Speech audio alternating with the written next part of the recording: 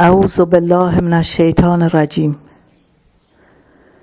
سوره فرقان آیه 48. به نام خداوند بخشنده مهربان. و او خدایی است که بادها را برای بشارت پیشاپیش رحمت خود فرستاد و از آسمان آبی طاهر و مطهر برای شما نازل کردیم تا به آن باران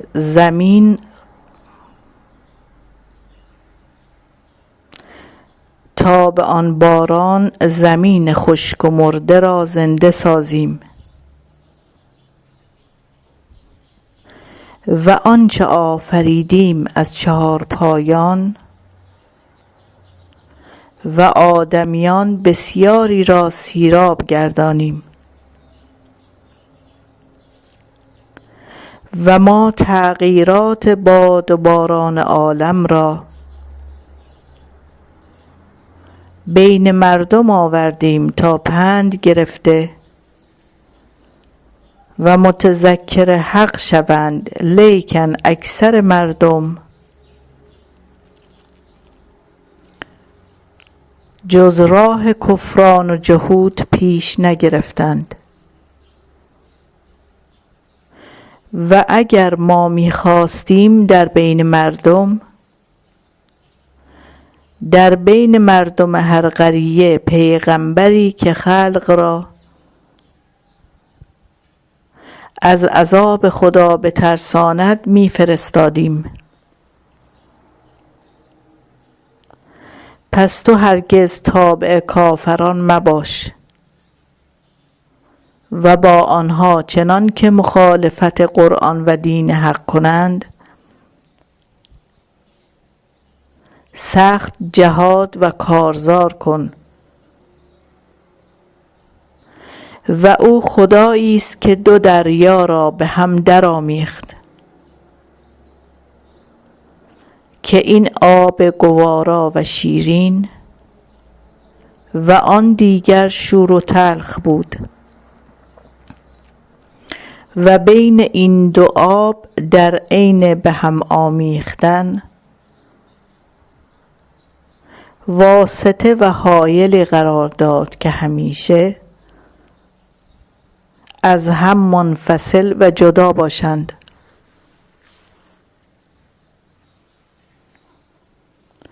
و او خدایی است که از آن نطفه بشر را آفرید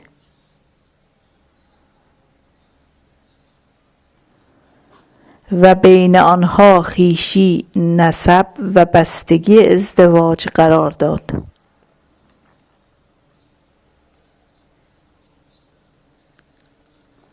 و خدای تو بر هر چیز قادر است. و این مشرکان نادان خدا را واگذارده و به جای خدا بت‌هایی که هیچ سود و زیان به حال آنان ندارند می‌پرستند و کافر به نادانی از خدای روی می‌گردانند و پشت به امر پروردگار خود می‌کنند.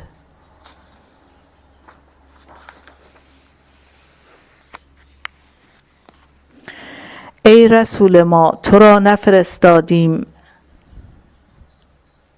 مگر برای آنکه خلق را به رحمت ما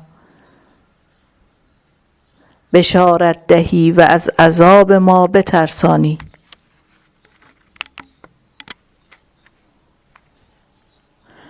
ای رسول ما، بگو من از شما امت مزد رسالت نمیخواهم.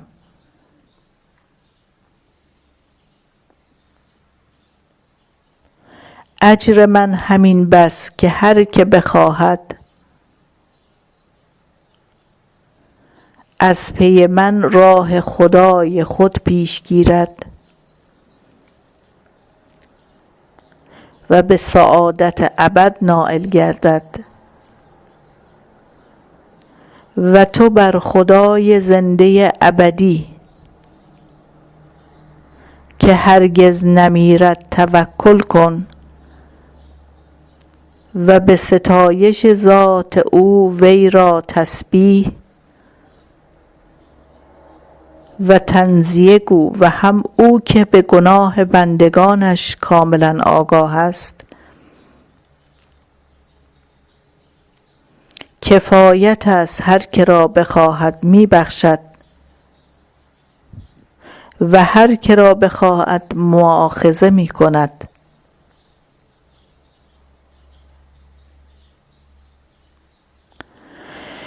آن خدایی که آسمان ها و زمین و هر چه در بین آنهاست همه را در 6 روز بیافرید. آنگاه عرش رحمانی را با حسن کامل خلقت بیاراست. از خداشناسی حقیقت را بازجو تا به اسرار الهیت و خلقت آگاه شوی.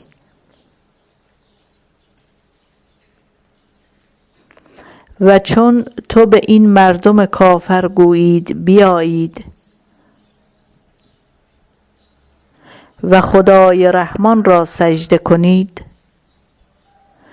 در جواب گویند خدای رحمان کیست؟ آیا ما به آنچه تو امر می کنی سجده کنیم؟ و دعوت به خدای یکتا به جای اطاعت بر نفرتشان بیفزاید. در اینجا سجده واجب است.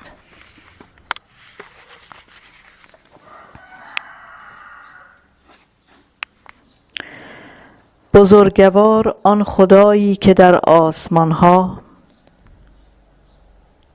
برج ها مقرر داشت و در آن چراغ روشن خورشید و ماه تابان را روشن ساخت. و اوست خدایی که شب و روز را جانشین یکدیگر قرار داد برای آن کس که خواهد به شب یا روز متذکر خدا شود یا شکر او به جای آرد.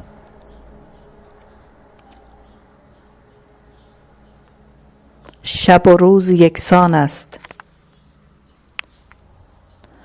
و بندگان خاص خدای رحمان آنان هستند که بر روی زمین ره به تواضع و فروتنی روند و هرگاه مردم جاهل به آنها خطاب و عتابی کنند با سلامت نفس و زبان خوش جواب دهند. و آنان هستند که شب را به سجده و قیام نماز برای رضای خدا روز کنند. و آنان هستند که دائم به دعا و تضرع گویند پروردگارا عذاب جهنم را از ما بگردان که سخت عذاب مهلک دائمی است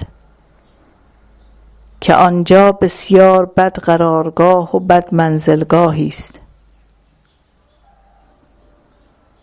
و آنان هستند که هنگام انفاق به مسکینان اسراف نکرده و بخل هم نورزند بلکه در احسان میان رو معتدل باشند.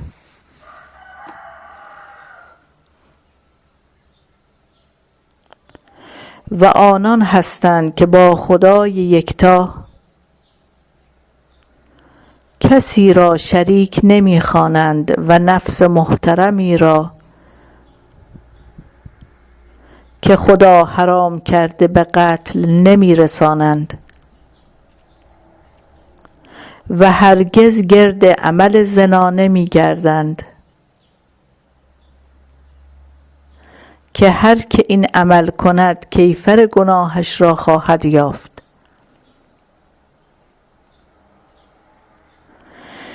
و عذابش در قیامت مضاعف شود و با ذلت و خواری به دوزخ مخلد گردد، مگر آن کسانی که از گناه توبه کنند و با ایمان به خدا عمل صالح به جای آورند. پس خدا گناهان آنها را بدل به حسنات گرداند که خداوند در حق بندگان بسیار آمرزنده و مهربان است. و هر کس توبه کند و نیکوکار شود، البته توبه اش به درگاه خدا خواهد رسید و آنان هستند که به ناحق شهادت ندهند و هرگاه به عمل لغوی از مردم غافل بگذرند، بزرگوارانه از آن درگذرند و آنان هستند که هرگاه متذکر آیات خدای خود شوند، کر و کورانه در آن آیات ننگرند تا بر مقام معرفت و ایمانشان بیفزاید. و آنان هستند که هنگام دعا با خدای خود گویند: پروردگارا، ما را از جفتمان فرزندانی مرحمت فرما که خلف و صالح مایه چشم روشنی ما باشند و ما را پیشوای اهل تقوا قرار ده. چنین بندگان که اوصافشان ذکر شد، پاداش صبرشان در راه عبادت عالی غرفه های جنت و قصرهای بهشتی یابند که در آنجا با تحیت و سلام یکدیگر را ملاقات کنند و در آن بهشت که بسیار نیکو منزل و مقامی است، تا ابد مخلد و متنعم خواهند بود. ای رسول ما، به امت بگو که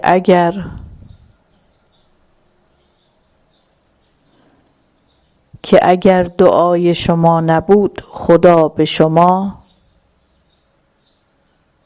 چه توجه و اعتنایی داشت که شما کافران آیات حق را تکذیب کردید و به کیفر آن گرفتار خواهید شد.